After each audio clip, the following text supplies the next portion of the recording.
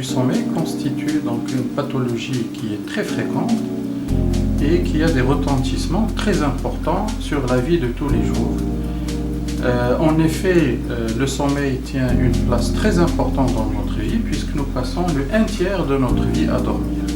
Et cette seule notion est à elle seule suffisante pour expliquer l'importance du sommeil dans notre vie.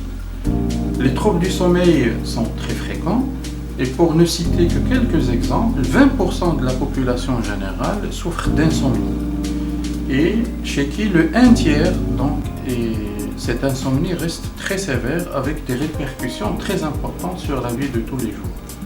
L'hypersomnie ou la somnolence diurne excessive est également une pathologie qui est très fréquente puisqu'elle touche 8 à 10%. Et parmi les causes, il y a des causes respiratoires, notamment le syndrome d'apnée du sommeil. Il existe bien entendu d'autres variétés de troubles du sommeil, pour ne citer que les troubles moteurs qui surviennent au cours de la nuit, que ce soit d'origine épileptique ou bien des mouvements des jambes au cours de la nuit. Alors ici c'est une salle dédiée à la vidéo EEG qui est destinée pour les malades épileptiques qui nécessite un enregistrement de longue durée avec enregistrement de l'activité électrique de veille et aussi de sommeil parce que dans beaucoup de cas d'épilepsie, on peut avoir des manifestations nocturnes, on peut avoir des anomalies épileptiques au cours du sommeil. Et donc là, on a une unité dédiée à ça où le patient il est branché avec une tétière qui est mobile, il peut se déplacer, donc il peut être libre de faire ce qu'il veut, mais il est enregistré sous surveillance vidéo avec infrarouge. Comme ça, on peut enregistrer à la fois les anomalies épileptiques et les manifestations cliniques et on peut faire donc une corrélation très précise, ce qui nous aide à poser le bon diagnostic du syndrome épileptique. Donc ces différents troubles retentissent de façon très importante sur la rentabilité du patient, sur ses fonctions cognitives, avec dans beaucoup de cas des syndromes dépressifs, une irritabilité, des troubles de concentration, des troubles de mémoire. Ça peut être aussi la cause d'accidents de la voie publique et d'accidents de travail à cause de cette somnolence diurne excessive.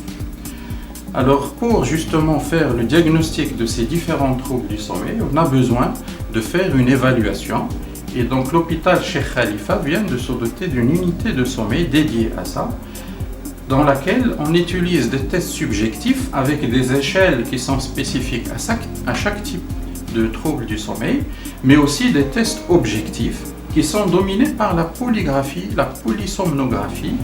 Ici c'est la salle de polysomnographie. C'est une salle qui est dédiée à l'enregistrement des patients qui ont des troubles du sommeil. Et donc là, dans cette salle, on a le matériel nécessaire où le patient il est branché. On enregistre différents paramètres électrophysiologiques, l'activité électrique du cerveau, les respirations nasales, thoraciques, abdominales, la saturation en oxygène, l'activité électrique du cerveau, la position du patient. On enregistre également, grâce à des électrodes spéciaux, l'activité au niveau des muscles.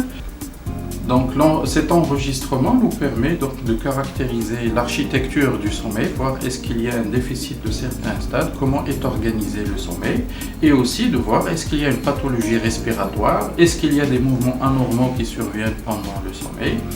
Et donc au terme de cet enregistrement, on explique aux patients donc, les différents troubles qu'on a enregistrés et les éventuelles mesures à prendre et éventuellement des thérapeutiques pour ce type de pathologie. À côté de la polysomnographie, on peut enregistrer aussi le patient pendant la journée pour faire quelques tests là aussi spécifiques au sommeil.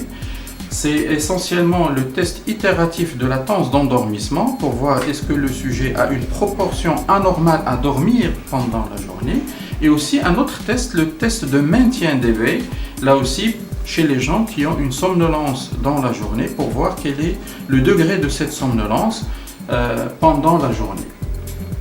Enfin, il y a d'autres moyens comme l'actimétrie, c'est une sorte d'une montre que le patient porte sur le poignet gauche et qui nous permet de voir une idée sur les cycles veille-sommeil et cet enregistrement peut se faire en ambulatoire sur plusieurs jours. Et donc au terme de ces investigations, on peut faire un diagnostic correct du trouble du sommeil et aussi proposer les mesures nécessaires pour le patient.